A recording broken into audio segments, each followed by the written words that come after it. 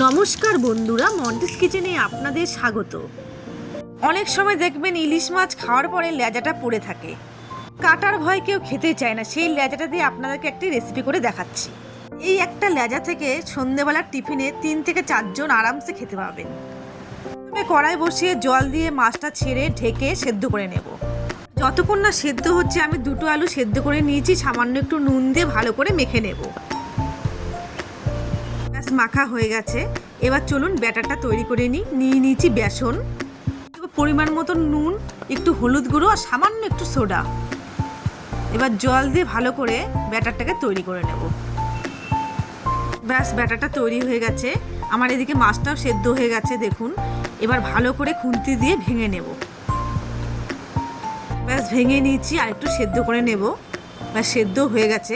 এবার একটু চা ছাঁকনি নিয়ে নিয়েছি, এর মধ্যে ঢেলে দেবো। ঢেলে দিয়ে রসটাকে বের করে নেবো, কাঁটাটাকে ফেলে দেবো। চামচ দিয়ে ডলে ডলে করবেন। ব্যাস, হয়ে গেছে দেখুন। দিয়ে দেবো কড়াইতে তেল, দিয়ে দেবো একটা কুচো পেঁয়াজ। এবার একটু নাড়াচাড়া করে নেব।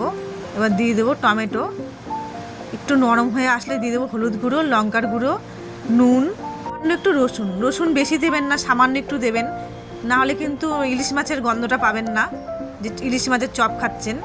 এবার দিয়ে দেবো আলু সেদ্ধ।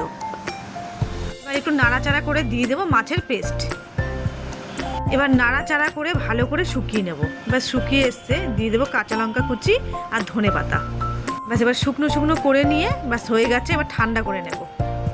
ব্যাস, হয়ে গেছে। এবার হাত দিয়ে দেখুন এরকম করে গোল গোল করে, যেমন আপনারা চপ করেন সেরকম প্রত্যেক কটা করে নেব আমি। ব্যাস, হয়ে গেছে। এবার কড়াইয়ের মধ্যে দিয়ে দেবো রিফাইন অয়েল। এবার একটা একটা করে ব্যাটারে চুবিয়ে তেলের মধ্যে ছেড়ে দেবো। ব্যাস, উল্টে নেব। এরকম করে লাল লাল করে ভেজে নেব। ব্যাস, হয়ে গেছে। এবার উঠিয়ে নেব আমি। অবশ্যই আপনারা একবার বাড়িতে ট্রাই করে দেখেন, খেতে ভীষণ মজার আর একদম ক্রিস্পি হবে। দেখুন কত সুন্দর হয়েছে।